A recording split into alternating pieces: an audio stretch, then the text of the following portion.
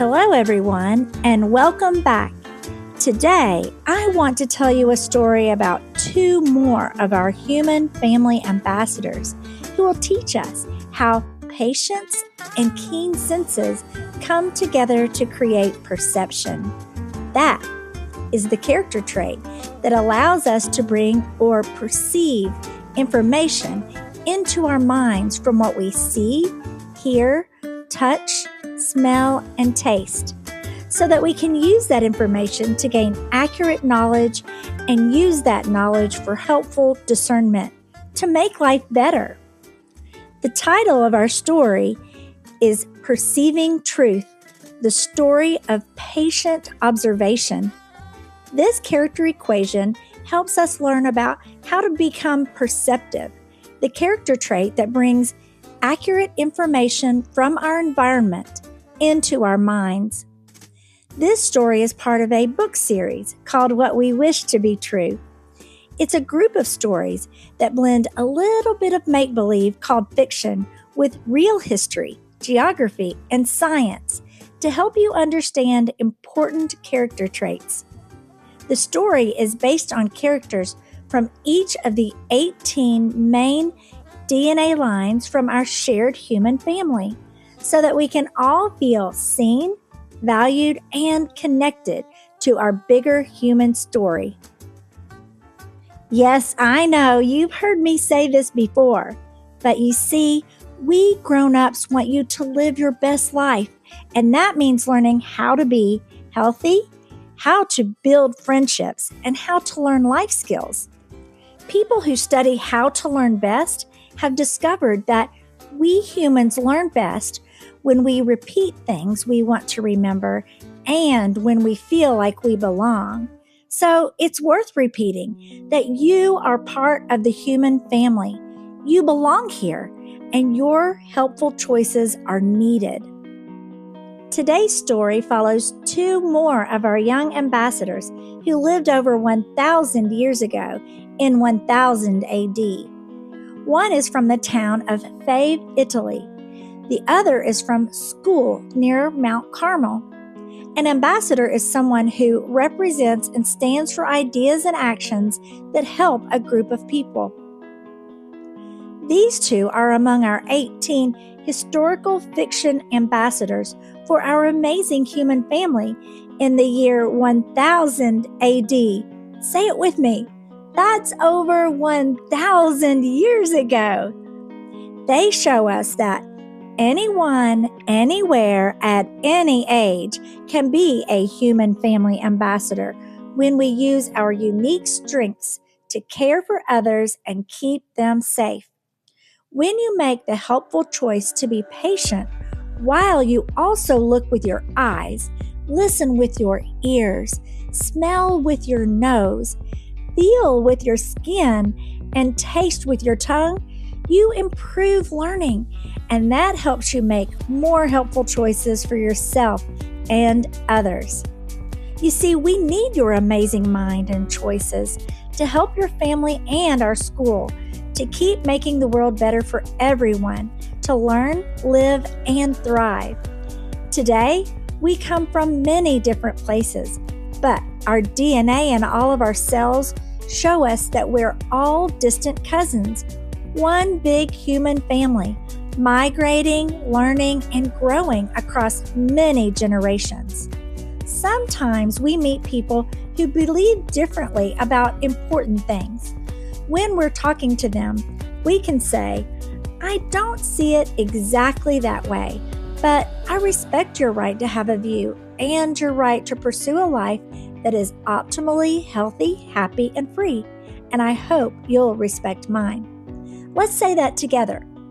I don't see it exactly that way, but I respect your right to have a view and your right to pursue a life that is optimally healthy, happy, and free, and I hope you'll respect mine.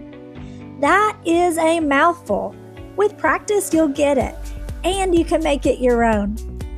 Learning to live, work, and play with people who see the world differently is a superpower. Are you ready to hear the story about patience and keen senses and how these character traits build perception? Let's go. Perceiving Truth, the story of patient observation. What if everything we believed was true? What if every rumor was true? What if every fear was true? How would we know? Sometimes what we wish to be true and what is actually true are the same thing, but sometimes they're not. The only way to know the difference is to slow down, observe carefully, use our senses, and learn from the world around us. That is how we begin discovering what is true. Our story begins over 1,000 years ago, near a mountain in Western Asia, on a mountain called Mount Carmel, overlooking the sparkling Mediterranean Sea. There, among rocky hillsides and stone terraces, lived a 17-year-old girl named Luhks. Today, this area is famous for a place called School Cave. Scientists study School Cave because some of the oldest known members of our human family once lived nearby. Luhks knew that people had lived in her region for many generations, and she knew a lot about hard work. Every morning before sunrise, she helped care for her family's terraces.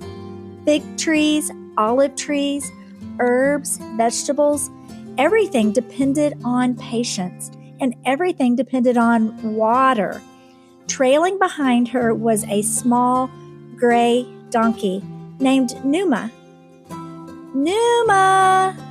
Luhks called one morning. The donkey stopped. "Numa!" Nothing. "Numa!" The donkey calmly continued chewing leaves. Her older brother laughed. "I think Numa has decided that leaf is more important than your plans." Luhks folded her arms. "Numa, we have work to do." Numa blinked, then took another bite. Life on the terraces was not always easy, but there was laughter, there was family, and there was purpose. And there was something else: patience.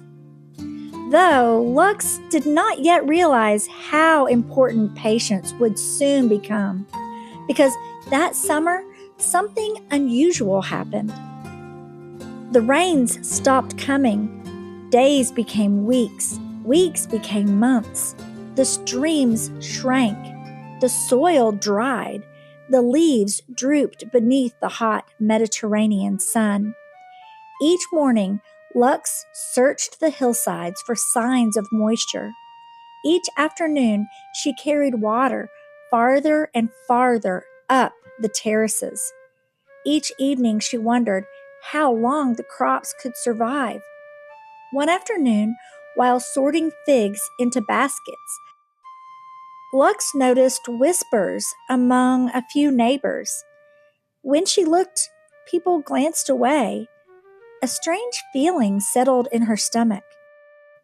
Someone had begun telling others that her family was taking water from others' troughs, and that's why her family's plants and trees were doing well.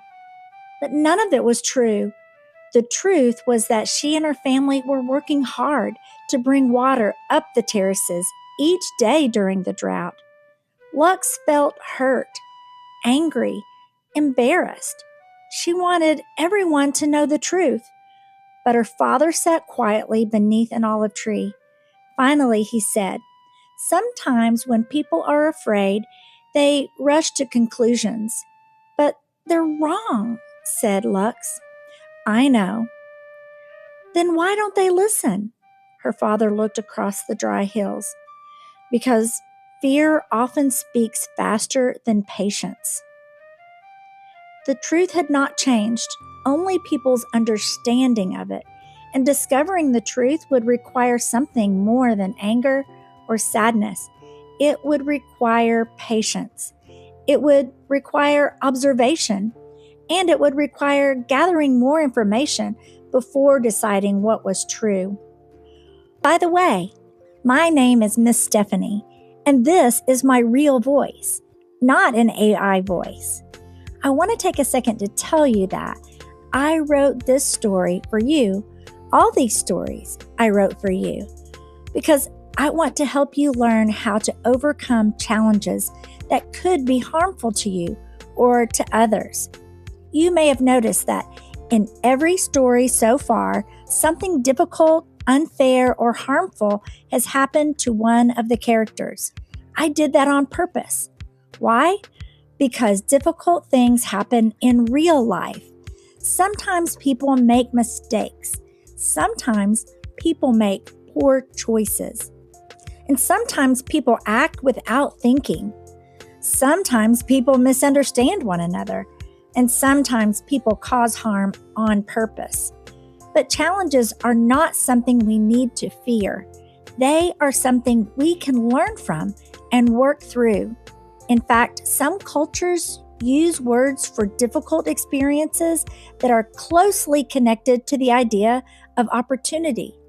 That's because whenever something harmful happens, there is often an opportunity for something helpful to happen that would have not existed otherwise.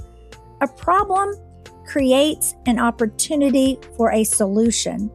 A mistake creates an opportunity to learn. A conflict creates an opportunity to understand one another better. A challenge creates an opportunity to grow stronger. As you listen to this story, I want you to look for those opportunities.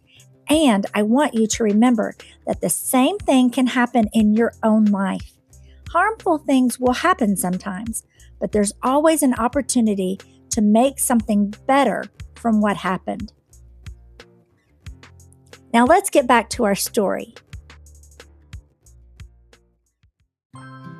Far to the northwest, beyond these mountains, rivers and forests and seas, another young ambassador was beginning his day. His name was Eviafilati. He lived near the beautiful lakes and valleys of Fiavé in North Italy. Long before modern roads and automobiles, travelers crossed these valleys, carrying goods, stories, ideas, and news from distant lands. Some traveled toward the Alps. Some traveled toward the Mediterranean Sea. Many travelers stopped at Eviafilati's family's inn and restaurant. The building sat beside a busy road and overlooked fields of beans, herbs, and vegetables. Inside, the smell of fresh bread, soup, herbs, and roasted vegetables drifted through the air. Outside, chickens scratched the ground. Travelers watered their horses. Children ran between tables, carrying baskets and supplies. And somewhere nearby, there was always one curious dog. His name was Pipolo. Pipolo was a special breed of dog called a Legato Romagnolo. His curly coat bounced when he walked. His ears flopped when he ran. And his nose, well, his nose never stopped working. Ever. Not even for a minute. Eviafilati, called Aunt Chi. Have you seen Pipolo? Eviafilati laughed. That depends. On what? Whether you're looking for a dog, he said, or a nose. Aunt Chi folded her arms. Both. They found Pipolo beside a basket of herbs. His nose twitched, then twitched again. Then he buried his entire face in the basket. Pipolo, laughed Eviafilati. Those are for dinner. The dog looked up. A rosemary branch hung from his mouth. Everyone laughed. Pipolo dropped the herb, then suddenly froze. His nose pointed toward the doorway. He sniffed once, twice, 3 times. Then Eviafilati followed. Pipolo led them to a wagon that had arrived only moments before. A merchant was unloading supplies. Nothing unusual, at least not at first. Pipolo circled the wagon, sniffed, circled again. Then he stopped beside a wooden barrel. The merchant frowned a little. "What is your dog doing?" "I have no idea," said Eviafilati. The merchant lifted the lid. Inside were dried figs. "I believe those figs smell different," Eviafilati said to the merchant. The merchant laughed. They're just figs."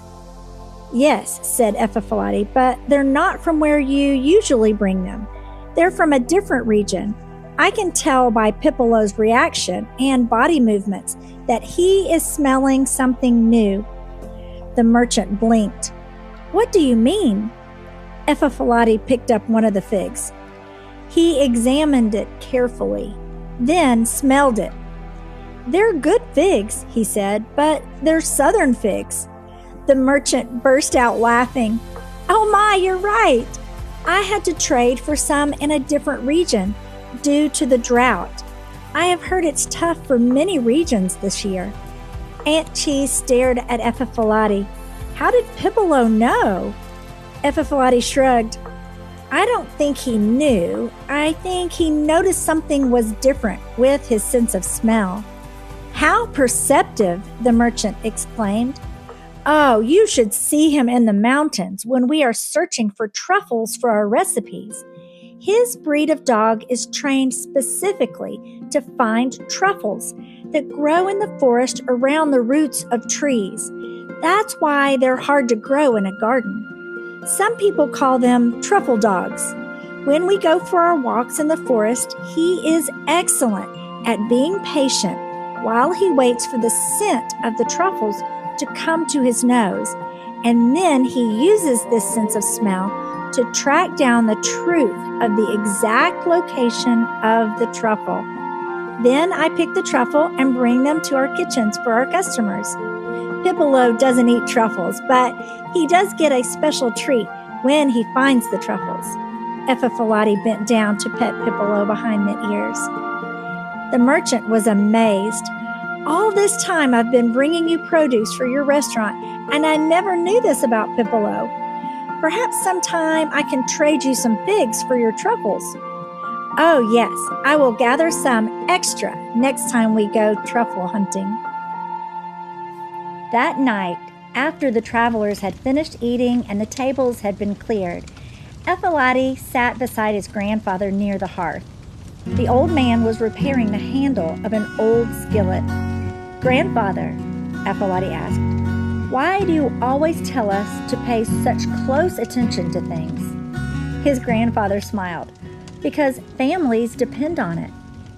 The old man held up the skillet. "If I pretend this skillet handle is not cracked, it will break, and someone could get burnt. That is harm, and our goal with every choice is to be helpful, not harmful." He pointed toward the kitchen. "If we pretend burnt bread is fresh bread, people won't come to our restaurant because they know that burnt bread is harmful to our health." He pointed toward the doorway. "If travelers tell us a bridge has washed out and we ignore them, someone may get hurt if they travel that way in the dark." The truth does not always tell us what we want to hear, but it tells us what we need to know. Instead of believing what we wish to be true when something difficult or bothersome is not actually true, we must adjust our preference to believing what is actually true, even if we don't like the truth. It's the only way that we're able to make the most helpful choices for ourselves and others with our health, with our friendships, and with our life skills. Every family, every village, every school, every community is trying to make life better. We are trying to grow healthy food. We're trying to keep one another safe. We're trying to solve problems. We're trying to build friendships. We're trying to learn useful skills. And none of those things work well if we ignore what is true. Eviafilati listened to the crackling fire. He listened to his grandfather. He nodded. "So, we begin with the truth." His grandfather smiled. "Exactly. And once we understand what is true, we can work together to make the world better than it was before. Back on Mount Carmel, the sky had changed. Clouds gathered over the hills. At first, no one dared to say it out loud. Then a drop fell. Then another.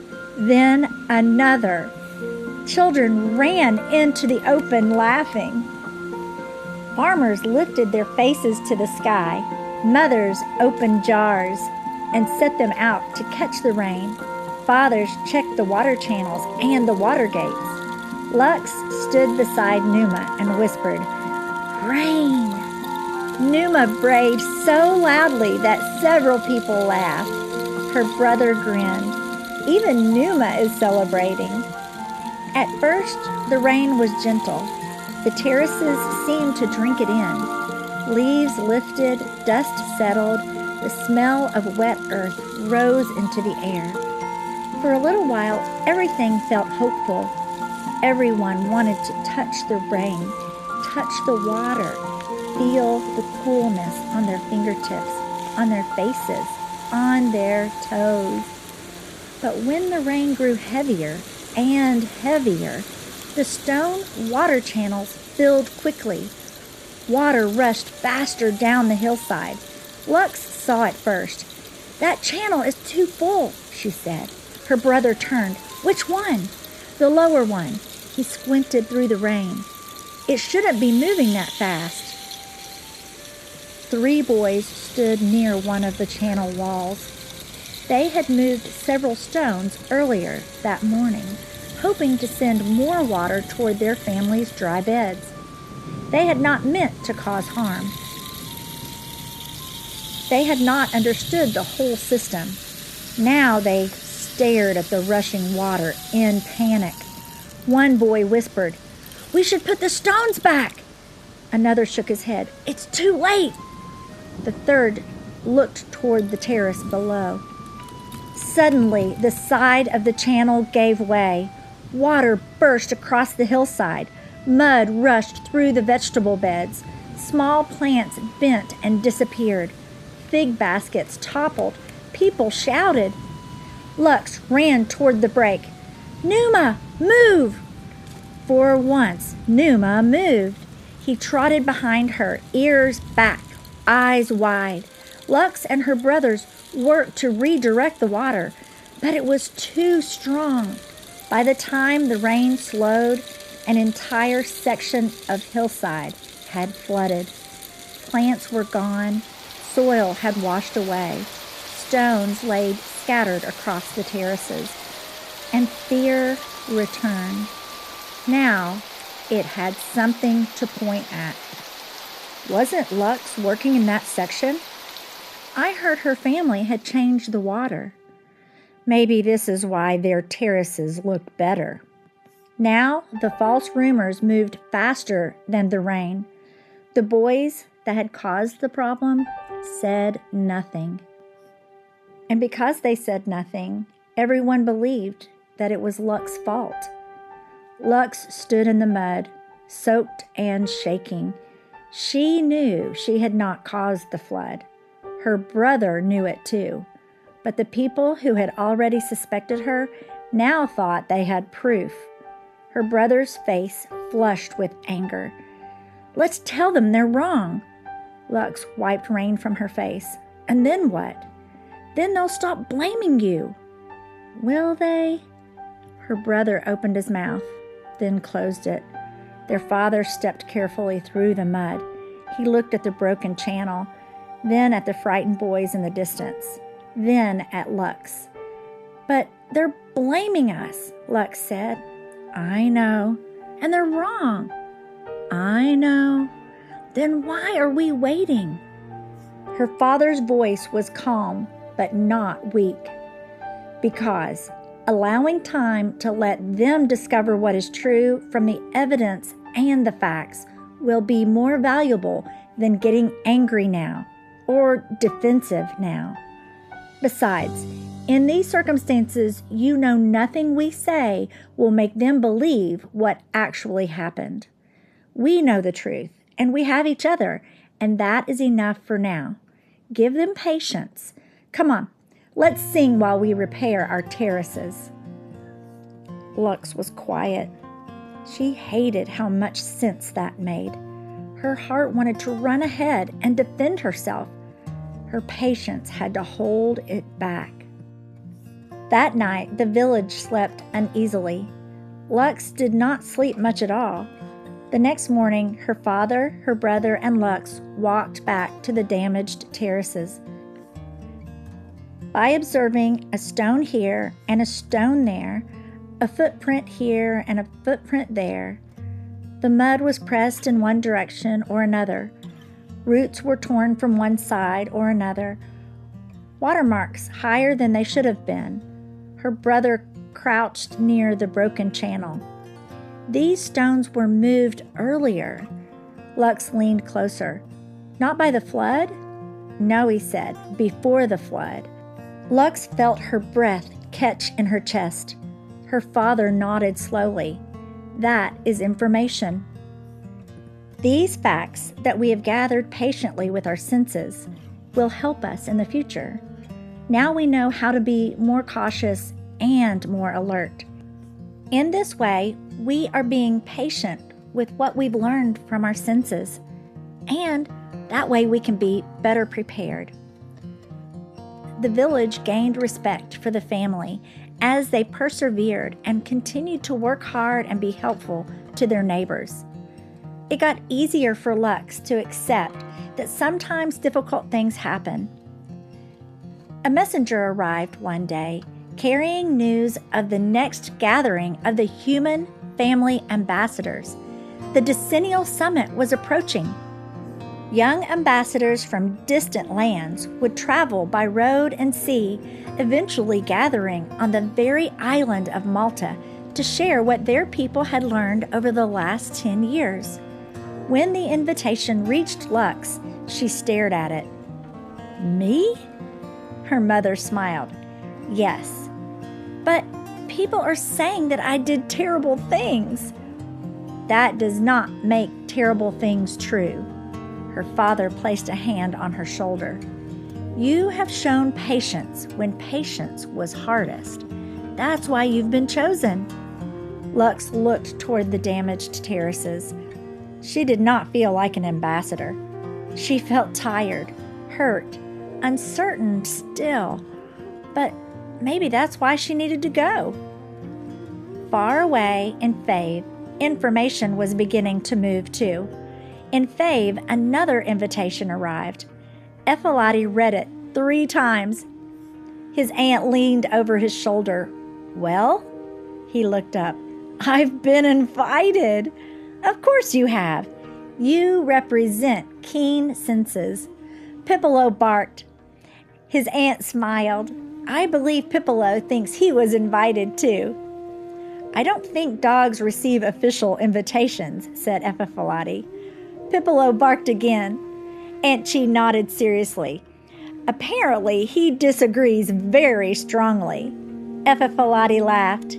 His grandfather gave him a small pouch. Inside were several rough, pale stones with a silvery shine. "What are these?" asked Eviafylati. "Nickel-bearing stones," his grandfather said. "People do not always understand them fully, but they remind us of something important." "What?" "Strong senses strengthen good decisions, the way good metals strengthen useful tools." Eviafylati turned the stones in his hand. "They're not flashy." "No," said his grandfather. "Neither is careful observation." Aunt Chi smiled. "But both are very useful." Grandfather next handed him a cube-shaped block made from the same stone. "This is the human family building block that represents keen senses, and this is the block you will take with you to the Human Family Decennial Summit, where you'll meet with other ambassadors to share with them what we have learned and experienced in our region over the last 10 years. The important meeting of the Human Family Decennial Summit was still many months away. So Eviafylati had many months to learn more and prepare. He packed herbs, dried bread, and blankets, and of course the nickel-bearing building block. Pipolo packed nothing, unless one counts stealing a cheese rind and hiding it under the table, which Pipolo clearly did. Before the ambassadors traveled, they spent almost a year exchanging letters. One day, Luhks wrote, "Dear Eviafylati, my name is Luhks. I live near Mount Carmel. It's a very large mountain. I care for olive trees, figs, and vegetables. My donkey's name is Numa. He is stubborn. Sometimes I think he's teaching me patience." Weeks later, a reply arrived. "Dear Luhks, my name is Eviafylati. I live in Fiavé. My dog Pipolo smells everything. Sometimes I think he knows what happened before anyone else does. I look forward to meeting you soon." Throughout the year, they exchanged stories, questions, maps, drawings, family traditions, local foods, and observations about the world around them, especially ideas about their character traits. Although they had never met, a friendship slowly began to grow. Patience and keen senses were already working together. In one of the letters, Luhks decided to write Eviafylati about the flood. "Something difficult happened in our village. People said things that were not true, and I'm trying to be patient." When Eviafylati received the letter, he thought carefully before replying. "My grandfather says the truth does not always tell us what we want to hear, but it tells us what we need to know. Pipolo once found a clue everyone else missed. Perhaps there's clues in your situation too." As their friendship grew, they exchanged small gifts from their homelands. Luhks mailed a polished rutile stone from Mount Carmel. Eviafylati mailed a nickel-bearing stone from Fiavé. Each letter carried a simple note. "This stone comes from my homeland." Neither ambassador knew it yet, but one day those two stones would become a symbol of their friendship. Yes, you can think about it like this: strong titanium-like patience plus strong nickel-like keen senses equals even stronger nitinol perception. Luhks looked westward toward the sea. Eviafylati looked south and east towards the sea. Neither knew exactly what the future would bring, yet both were searching for the same thing. Not someone to blame, not someone to punish, not someone to argue with. They were searching for something much more important, the truth. And somewhere beyond the horizon, their paths were beginning to move toward one another. It was decided that the plan would be for each of the ambassadors, Luhks and Eviafylati, to travel to the island of Hydra to spend a few days planning their presentation for the Human Family Summit. Several family members decided to come along. It would be a wonderful gathering on a beautiful island in the Adriatic Sea before they traveled to Malta. The ambassadors and their families spent days attending discussions, sharing meals, exchanging stories, and learning from one another. Luhks and Eviafylati had become friends, not because they always agreed, but because they asked good questions and they listened to each other's answers. One evening, they sat overlooking the harbor. Numa rested nearby. Pipolo rested nearby too, at least for a few moments. Then Pipolo jumped up and started sniffing a merchant's bag. Again. "One day," said Aunt Chi, "that dog is going to discover something really important." Eviafylati smiled. "Or steal someone's dinner. Possibly both." Everyone laughed. Then Luhks grew quiet. "What are you thinking about, Eviafylati?" "The flood." The smile faded from his face. "Those boys that didn't tell the truth?" "I don't even know if it was the boys." Eviafylati nodded. "That's true." Luhks looked toward the water. "I just keep replaying it. The channel, the rain, the rumors, the way people looked at me, she sighed. I wish I knew exactly what happened. For a moment, nobody spoke. Then Aunt Cheese said, let's start with what we actually know. Eviafylati grabbed a piece of charcoal and a scrap of parchment. At the top he wrote, what do we know? Luhks smiled. That sounds simple. It usually is, said Aunt Chi. People often make difficult situations harder by mixing facts and assumptions together or trying to pretend like they didn't happen at all. They began listing what they knew. There was a drought. Rain finally came. A channel failed. Water flooded the terraces. Stones had been moved. Crops were damaged. People blamed Luhks. Then they listed what they did not know. Who exactly moved the stones? Why they moved them? Whether they intended harm? Why nobody spoke up? Luhks stared at the list. It looks different written down. Aunt Cheese smiled. Truth often does. The next morning, Pipolo wandered through the harbor. As usual, sniff, sniff, sniff. Suddenly, he froze. His nose locked onto a scent, a familiar scent, the scent of herbs and clay from Mount Carmel.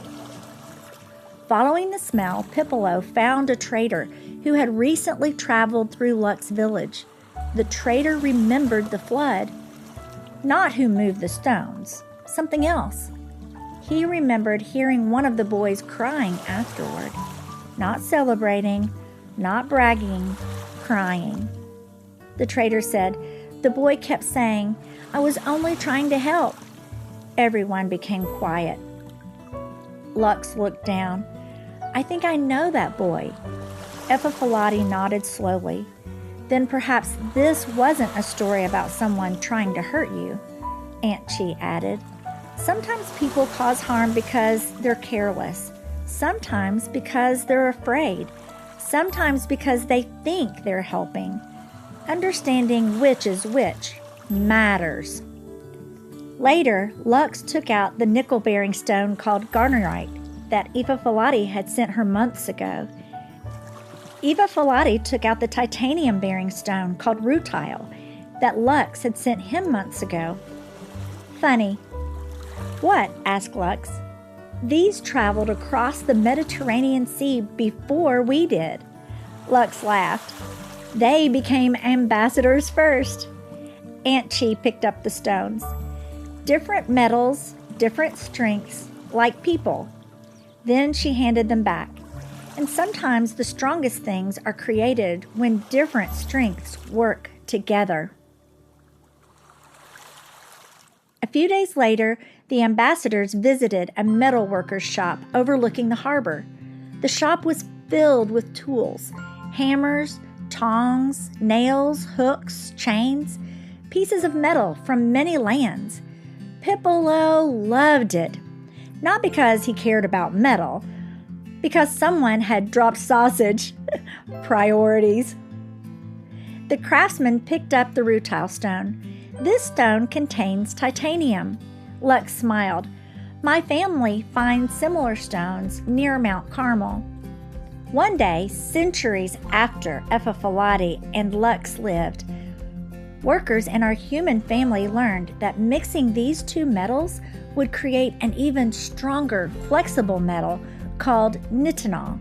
Yes, nickel and titanium mixed together and melted together make nitinol.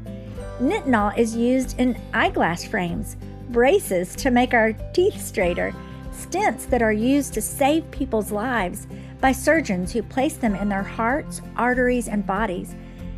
Nitinol is even used in needles, golf clubs, cars, and airplanes.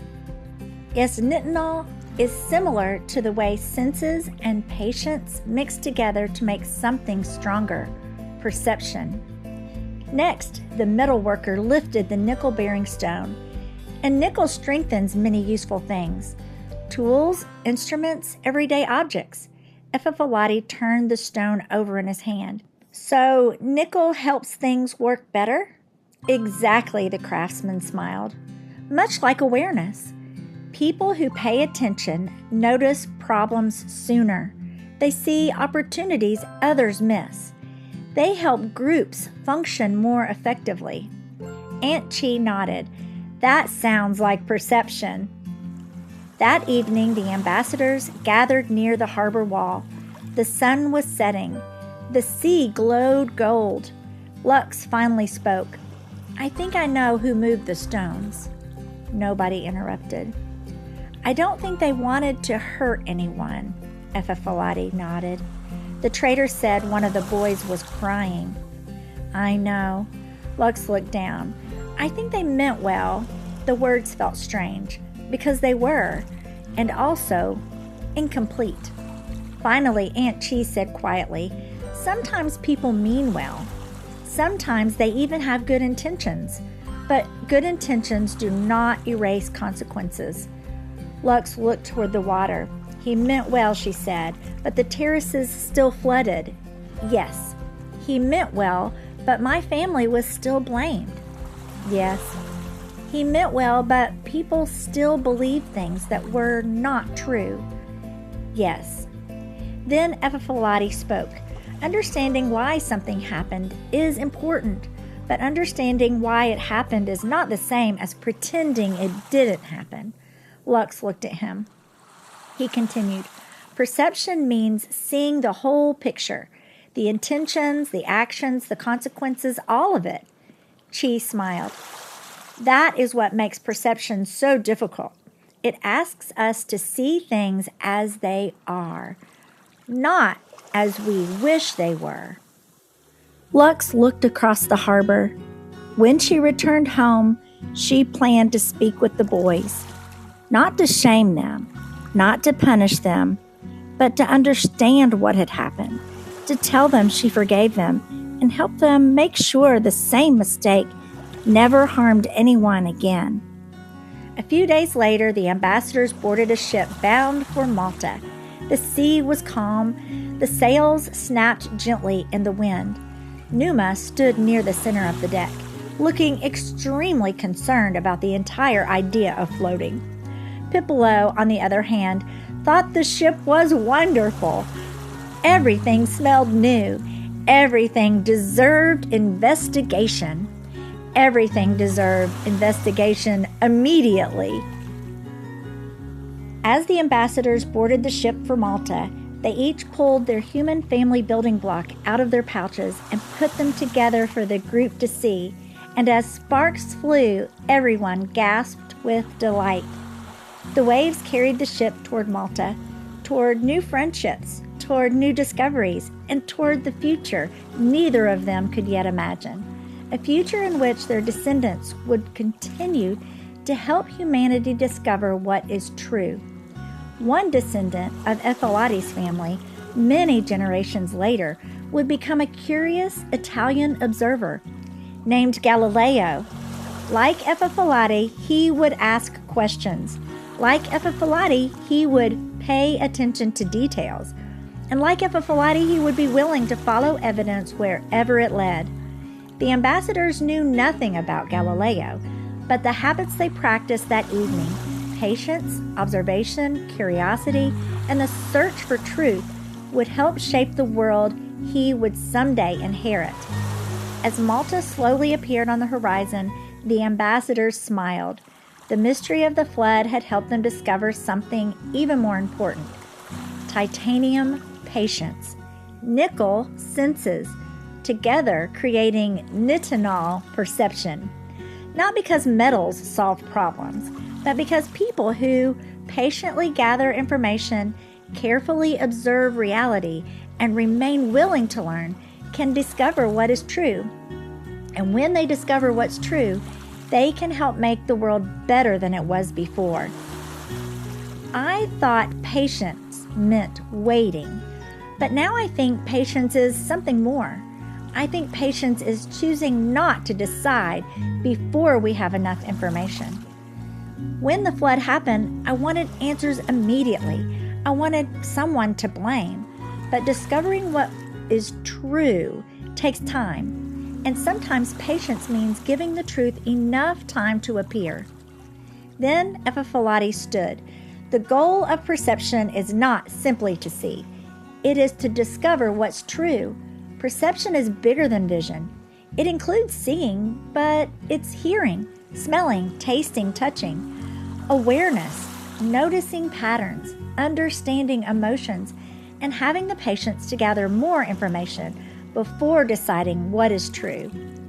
Yes, families work better when they understand what is true, and developing an opinion means you have to gather all the facts. Schools work better when they understand what is true. Communities work better when they understand what is true. And the whole human family works better when we begin with the truth, because the purpose of learning is to make life better. Sometimes what we wish to be true and what is actually true are the same thing. Sometimes they are not. The goal is not to stop hoping. The goal is to discover what is true, even when it's different than what we like or expect. As we grow in character, we learn to adjust our beliefs, our words, and our actions to match what we have carefully observed, experienced, and learned. Less influenced by others and rumors, more guided by evidence. Less influenced by what we merely wish to be true, and more influenced by what we have learned is actually true. And when we do that, something amazing happens. We become more helpful. We make better choices. We solve problems more effectively. We build stronger friendships. We create healthier families. We create stronger schools. We create communities that function better for everyone. And little by little, we make the world better in ways we wish it could be. And that is the purpose of perception. That is the purpose of character. And that is the meaning of what we wish to be true.